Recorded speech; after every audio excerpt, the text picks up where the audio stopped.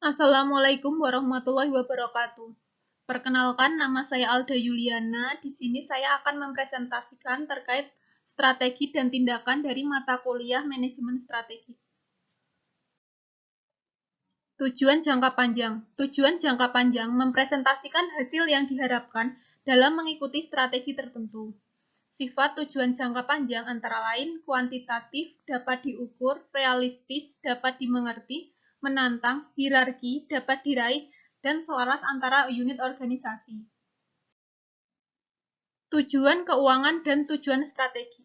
Tujuan keuangan atau financial objective mencakup mereka yang berasosiasi dengan pertumbuhan pendapatan, pertumbuhan laba, dividen, margin laba, imbalan hasil investasi, laba per lembar saham, meningkatkan aliran kas, dan sebagainya. Sedangkan tujuan strategi atau strategic objektif mencakup hal-hal seperti pangsa pasar, pengiriman tepat waktu dan lebih cepat dari pesaing, biaya yang lebih rendah daripada pesaing, kualitas produk, dan sebagainya. Keuntungan memiliki tujuan yang jelas.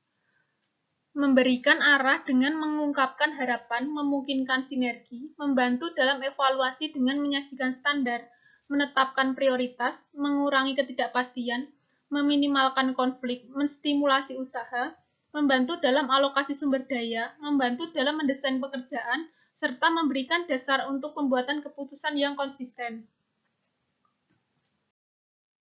Jenis-jenis strategi.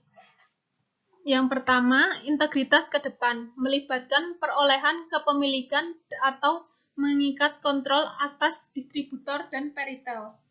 Integritas ke belakang, strategi mencari kepemilikan atau meningkatkan kontrol atau pemasok perusahaan. Integritas horizontal, mengacu pada strategi kepemilikan atau peningkatan kontrol antara pesaing perusahaan. Penetrasi pasar, berusaha untuk meningkatkan pangsa pasar untuk produk atau jasa saat ini lewat usaha pemasaran yang lebih besar. Pengembangan pasar, melibatkan pengenalan produk atau jasa saat ini ke area geografi yang baru. Pengembangan produk, strategi yang mencari kenaikan penjualan dengan meningkatkan atau memodifikasi produk atau jasa saat ini atau mengembangkan yang baru. Diversifikasi terkait, menambahkan produk atau jasa baru namun tetap terkait. Diservasi tidak terkait, menambahkan produk atau jasa yang baru namun tidak terkait. Pengurangan, mengelompokkan lewat pengurangan biaya dan aset untuk mengembalikan penurunan penjualan atau laba. Pelepasan, menjual divisi atau bagian organisasi. Likuidasi, menjual aset perusahaan atas nilai nyata mereka. Tingkat strategi terdiri dari 4, yaitu corporate, divisional, fungsional, operasional. 5. Strategi generik Michael Portrait. Yang pertama ada tipe pertama, yaitu strategi pemimpinan biaya. Adalah strategi biaya rendah yang menawarkan produk atau jasa ke pelanggan yang luas pada harga termurah yang tersedia di pasar. Tipe 2. Strategi kepemimpinan biaya. Adalah strategi nilai terbaik yang menawarkan produk atau jasa ke pelanggan yang luas pada harga terbaik yang tersedia di pasar. Tipe 3. Diferensiasi adalah strategi yang bertujuan pada memproduksi produk atau jasa yang dipertimbangkan untuk industri dan diarahkan pada konsumen yang relatif tidak sensitif harga. Tipe keempat, strategi fokus adalah strategi fokus biaya rendah yang menawarkan produk atau jasa ke sejumlah kecil kelompok kecil pelanggan pada harga rendah yang tersedia di pasar. Tipe 5, strategi fokus adalah strategi fokus nilai terbaik yang menawarkan produk atau jasa ke sebagian kecil konsumen pada harga terbaik yang tersedia di pasar. Makna untuk mencapai strategi.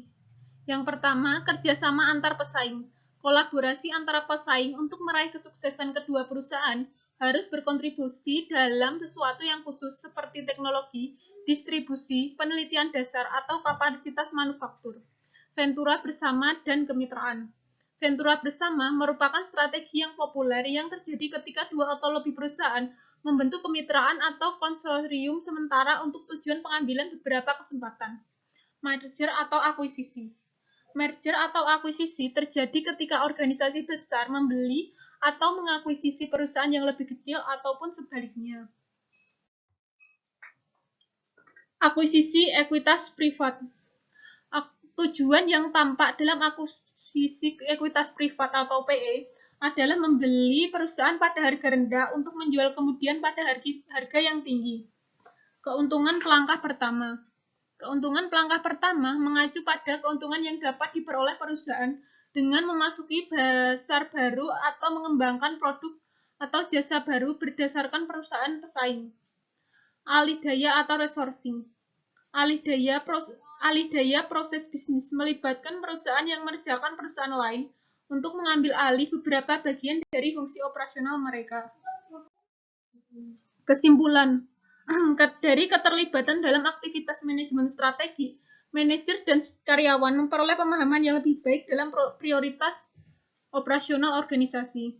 Manajemen strategi memungkinkan organisasi lebih efektif dan efisien.